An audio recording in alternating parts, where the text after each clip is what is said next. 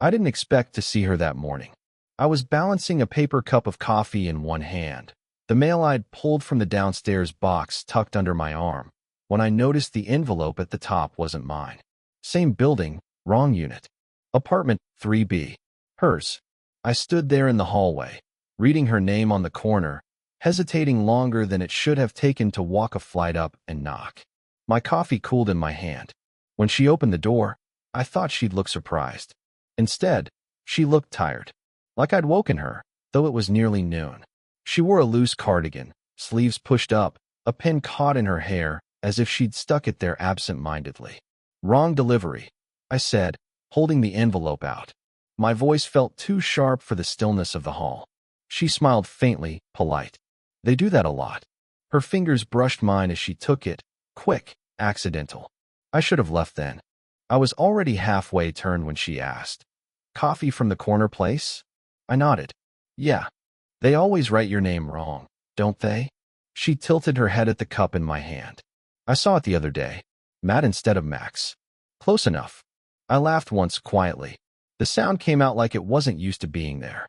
For a moment we both stood in the open doorway, neither stepping back, neither filling the pause. My thumb traced the cardboard seam of the cup. She folded the envelope once, neatly, then again until it was a small square between her hands. "You work nights?" she asked suddenly. "Sometimes. Feels like it." I hesitated. "Why?" "You're always coming back when I'm just making tea." I didn't know what to do with that, being noticed like that. I shrugged, gave a half-smile, then stepped back. "Guess I'll let you get back to it." Her hand lingered on the doorframe. "Thanks for bringing this up." "No problem." The door clicked shut, but not fast, not abrupt, like she wasn't in a hurry to cut it off, but couldn't let it stretch either. I walked back down the hall, coffee now gone cold, the misspelled name on the cup staring back at me. The rest of the day unfolded like it always did. Work emails half finished. A grocery run I didn't need. Dishes left to soak too long in the sink. I sat at my desk, phone face down beside me, opening it every so often just to check a blank notification bar. The habit of someone waiting, though I wasn't sure for what. I thought about the way she'd folded that envelope. Precise, like keeping her hands busy mattered more than what she was holding. I thought about her noticing when I came and went. At midnight, the building was silent except for the hum of the fridge. I was about to shut down for the night when my phone buzzed. A text. Unknown number. "Sorry to bother you this late. Could you help me with something tomorrow?" 3B. I read it twice, then 3 times, my thumb hovering but not pressing reply. My neighbor. Her request. And for some reason, I already knew tomorrow wouldn't feel like just another day. Her request turned out to be something simple. Carrying a box. The next afternoon, I knocked on her door. She opened it quickly, like she'd been standing just behind it, waiting. "Sorry," she said. "I didn't realize how heavy it was when I ordered it." "Books." She gestured toward the box in the hallway, taped up with the courier's logo. I bent to lift it, and the weight confirmed her story. Not impossible, but not light either. "Where do you want it?" I asked. "Just inside." I carried it into the living room. Her place wasn't what I expected, less neat than the outside world might have assumed. A stack of newspapers on the floor, a mug left near the couch, a faint ring on the table beneath. The cardigan she'd worn yesterday tossed across a chair. "Thanks," she said, closing the door. I set the box down and brushed my palms together. Guess the mystery solved. It really is books. She smiled at that, soft, and sat on the arm of the sofa. I used to buy them secondhand, but lately I order too many. Bad habit. I nodded, not sure what to say. My eyes drifted to the shelves against the wall, unevenly filled. Some spines bent with use, some still stiff and new. "Tea?" she asked suddenly. I almost said no, out of reflex. But something in her tone, not casual, not heavy either, made me agree. "Sure." While she moved in the kitchen, I stood awkwardly, hands shoved in my pockets. The faint clink of the kettle, the sound of cupboards, the low hum of the refrigerator, it all pressed in with an intimacy I didn't expect. Like I'd stepped into a life already in motion. When she returned with 2 mugs, she passed me one. Her fingers brushed mine again, light but unignorable. We sat opposite each other, me in the chair, her curled on the couch. For a while it was just the quiet sound of tea cooling. "You've been here, what, a month now?" she asked. "2, almost. Feels longer." She glanced at me, then away. I shrugged. "Guess I'm around a lot." She gave a small, almost private laugh. "That's not what I meant." I sipped my tea to avoid answering. It was too hot, burning slightly, but it gave me something to do. After a pause, she set her cup down. "My ex hated when I ordered books. Said they just sat there collecting dust." The word ex lingered between us. She didn't elaborate, and I didn't ask, but the shape of it filled the room. Instead I said, "I used to think people who read a lot must be lonely. Then I realized maybe they're just less afraid of being alone." She tilted her head, studying me. "Which are you?" The question caught me off guard.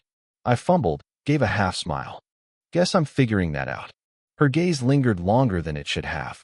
Then she looked down at her hands, folded tightly in her lap. Something about that moment stayed with me. Maybe because it felt like someone finally saw me. When I left, she walked me to the door. The air in the hallway felt cooler, sharper, after the warmth inside. "Thanks again," she said. "For the box. And the company." I nodded. My mouth opened as if to say something more, but the words didn't come. She reached to adjust the sleeve of my jacket. Just a small gesture, smoothing the fabric at the shoulder. It was nothing, technically, but it froze me in place. Her hand lingered for a second too long before she stepped back. I walked away, pulse uneven, the phantom pressure of her touch burning hotter than the tea had. When I closed the door to my apartment, it wasn't the box or the books I kept thinking about. It was that tiny adjustment she made, like she couldn't help herself. And the realization that I couldn't help noticing. It became a quiet pattern. Some evenings I'd find myself drifting toward her door without meaning to, knocking under the excuse of returning a borrowed mug or asking about the trash schedule. She never seemed surprised. Never asked why. This time it was her idea. Tea again. I sat at the same chair. She curled on the couch, the space between us filled with steam and the low tick of the radiator. She asked about work, and I told her half-truths. Nothing about the way I stalled on tasks. Nothing about how often I checked my phone for messages that never came. Just enough. She nodded, listening. Not rushing me, not filling silence. That was the part that kept catching me, her ease with pauses. I caught myself staring at her hands as she turned her mug, the faint lines at her knuckles, the chipped polish. My eyes flicked up too late. She'd noticed. "Something wrong?" she asked, voice steady. "No," I said quickly. "Just nothing." Her mouth curved like she didn't believe me, but she let it go. Then came the sound. A knock, quick, sharp. She tensed. Through the door came a man's voice, muffled but familiar. "Mom? You home?" My chest tightened. She stood quickly, set her cup down. "1 minute," she called. Then, lower, to me. "It's my son." I nodded, throat dry, already rising. She glanced at me once, eyes flicking toward the hallway. A silent ask. I slipped out of the living room, into the kitchen. My pulse thudded in my ears as she opened the door. Their voices carried. Casual, normal, nothing sharp. But I heard the faint edge in hers, as if holding herself still. It didn't last long. He left with the same quickness he arrived. She closed the door quietly, leaning against it for a second before turning back. "Sorry," she said, exhaling. "I didn't expect him today." I shrugged, though my chest was still tight. "No problem." But the air had changed. We both knew it. She sat again, but not quite as close as before. I took my seat, pretending calm. The tea had cooled, untouched. "You never mentioned you had a son," I said. "Didn't come up," she replied softly. Silence stretched, heavy this time. My fingers tapped the rim of my mug. Hers stayed still, clasped together in her lap. I wanted to ask, about him, about her, about the years between. But I didn't. Couldn't. Instead, I leaned forward slightly, words catching at the edge of my mouth. Her eyes met mine. Steady. Waiting. The room narrowed. The radiator ticked louder. I could have said it. Could have leaned in. But I didn't. Neither did she. Just the brush of her knee against mine as we both shifted at once. Too quick to be accident, too slow to dismiss. And then nothing. Just silence. And the weight of what almost was. It was a Tuesday evening. Cool, but not cold. when she asked if I wanted to walk with her. Just around the block, she said, tucking her scarf tighter. I've been sitting too long. I agreed, though I'd already eaten, though I'd been halfway to staying in. Something in her tone, half request, half need, made me put on my jacket. We walked side by side, steps uneven, the quiet of the neighborhood folding around us. The streetlights hummed faintly. Somewhere, a dog barked, then fell silent. She carried her hands in her pockets.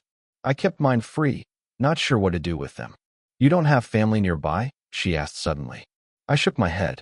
No, just me. She nodded, slow. I thought so. You don't disappear on weekends. I laughed under my breath. Guess not. For a while we said nothing. Just the sound of shoes against pavement. My mind flicked through things I might tell her. Truths small enough to matter, big enough to cost something. She broke the silence first. My son doesn't like this neighborhood. I glanced at her. Why not? Too quiet. He says it feels empty. Her mouth curved faintly. But I like empty. Gives me room to breathe. I didn't answer. Because I understood. Maybe too well. We reached the park bench near the corner. She stopped, sat, motioned for me to join her. I did. The bench was cold through my jacket. We watched the empty playground, swings barely moving in the breeze, the slide glinting under a streetlight. You ever feel? She began, then trailed off, shaking her head. No, never mind. I leaned forward, elbows on my knees. What? Her lips pressed together, then parted again. That you spend years building something, only to realize you were never really in it. I looked at her profile, the way the light touched the faint lines near her eyes. She wasn't asking for advice. She was letting something slip. Yeah, I said quietly. She turned, studied me like she wasn't sure if I meant it. Something shifted then. The air, the silence, her eyes holding mine too long. I thought of the mug in my apartment, borrowed and never returned. I thought of the envelope she folded until it was nothing but creases. I thought of her hand smoothing my jacket. People would think this is wrong, she said suddenly. The words hung there. I didn't move. I know I managed. Her breath came out, uneven. She looked down at her hands, twisting the edge of her scarf. You're young. You have all this time. And me. She stopped, shook her head. I wanted to tell her it didn't matter, that it wasn't about time. But the words caught. Instead, I said, maybe it doesn't have to be anything yet. Her eyes lifted, sharp, almost searching. Yet, my pulse thudded in my ears. I looked away, at the playground, at the empty swings moving without anyone on them. The silence stretched. Heavy, barely breathable. Her hand shifted, just slightly, resting on the bench between us. Close enough that I could cover it with mine. Too close to ignore. I almost did. Almost. But my hand stayed where it was, gripping my knee instead. She exhaled, slow, like she'd been holding her breath. I don't know if I can do this, she said softly. The streetlight flickered once. The air pressed in, and I didn't know whether she meant us, or just the weight of being seen. Either way, the question hung there. Open, unanswered. After that night on the bench, things shifted. Not all at once. Just in the small ways that matter. She stopped knocking. No late texts about needing help with boxes, no casual offers of tea. The hallways felt emptier, as if she'd closed her door a little more firmly each time. At first, I told myself it was coincidence. Schedules, moods, life. But when I passed her once on the stairs, she only gave me a faint smile before continuing down without stopping. I replayed it in my head too many times, looking for something in her expression I might have missed. Days passed like that. I caught myself hovering near her door, listening for footsteps. My phone stayed close on the desk, though it didn't buzz. Finally, I saw her again at the mailbox. She looked different, hair tied back neatly, makeup light but deliberate, like she was going somewhere. She nodded when she saw me, polite. Heading out? I asked. She hesitated. Dinner. With someone. The words landed heavy, though her tone was light. Oh. I tried to sound casual, and probably failed. Nice. She tucked a letter into her bag, not meeting my eyes. It's just my ex. He wants to talk about our son. I nodded slow. Right. Makes sense. She gave a small smile, faint, but her fingers tightened around the strap of her bag.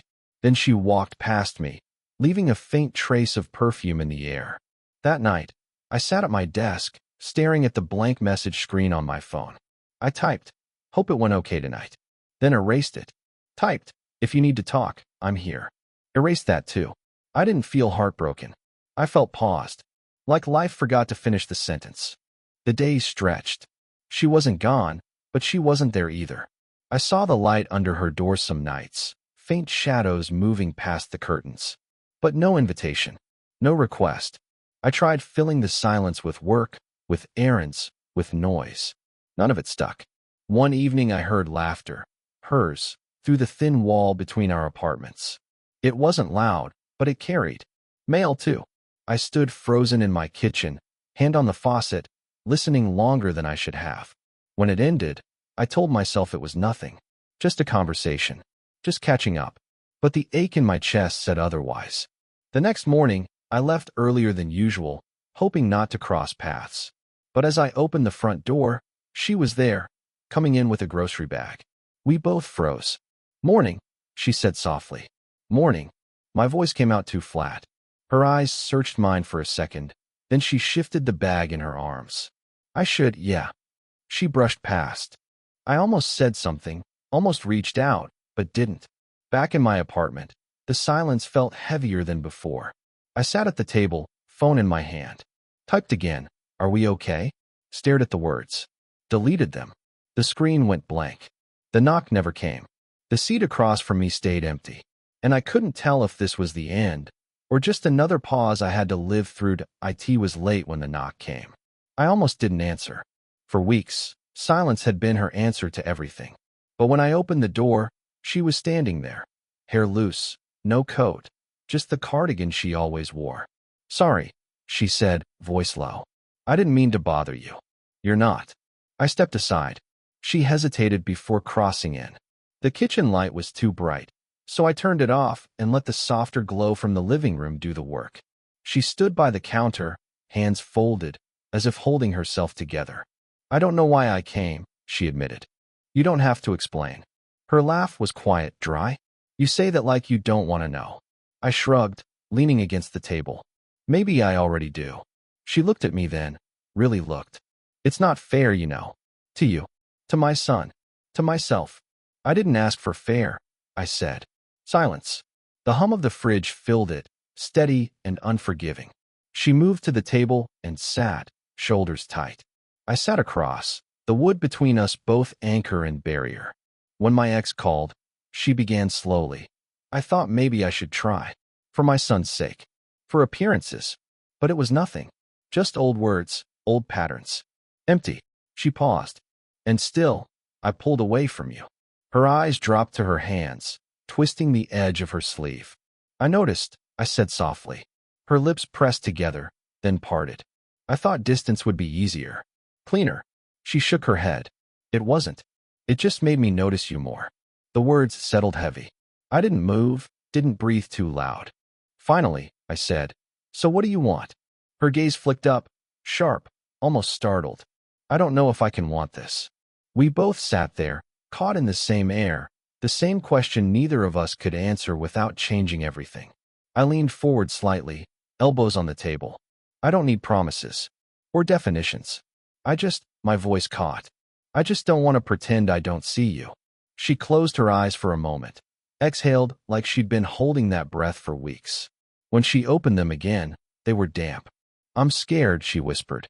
"So am I." The room narrowed then. Not with romance, not with drama, just with the raw fact of two people finally saying what they'd carried alone. Her hand shifted across the table, slow, deliberate, until her fingers brushed mine. Barely there. I didn't grab, didn't pull. I just let my hand stay open still. Her fingers rested on top, light as paper, trembling. We sat like that, quiet, fragile. Her lips curved, the smallest smile. Okay. It wasn't an answer, not a solution, but it was something. And in that moment, it was enough. Time didn't rush after that night. It stretched, softened. She still made tea. I still bought coffee from the corner place, always with my name spelled wrong on the cup. The difference was small, almost invisible to anyone else. But to me, It was everything. We didn't move fast. We didn't label it. Some days she lingered at my door with nothing to say, just a faint smile and a glance at her phone before muttering, "I should go." Other days, she'd let me in, kettle already on the stove, the same 2 mugs waiting on the counter. Her son came by less often, but not never. I'd hear the knock, hear their voices, and I'd step back into my own space, giving her room. She never asked me to, but it felt right. She noticed, though. Later, she'd look at me across the table, grateful in a way that didn't need words. We found a rhythm. Some mornings, at exactly 8:47 a.m., I'd hear her lock click as she left for work, and I'd catch the sound through my door, smiling at the clock without meaning to. Once, I mentioned it. "You always leave at 8:47, I said, handing her the mail the courier had dropped wrong again. She tilted her head. "Do I?" I nodded. Her smile lingered longer than it should have. One evening, we walked again. The same block, the same park bench. The air was cooler now, autumn leaning in. She wore the cardigan still, though it looked thinner against the wind. We sat in silence for a while, watching the empty swings. "You remember last time we sat here?" she asked. I nodded. Her hands rested in her lap. I thought that was the end, that I couldn't let it happen. And now, she gave a soft laugh, shaking her head. "Now it's just life. Messy. Small. Not what I expected. Better." I asked. Her eyes met mine, steady. "Better." The words sat between us, calm and certain. In her apartment, the tea was waiting again. She handed me a mug, fingers brushing mine like always. Neither of us flinched anymore. We sat across from each other, steam curling between us. No big speeches.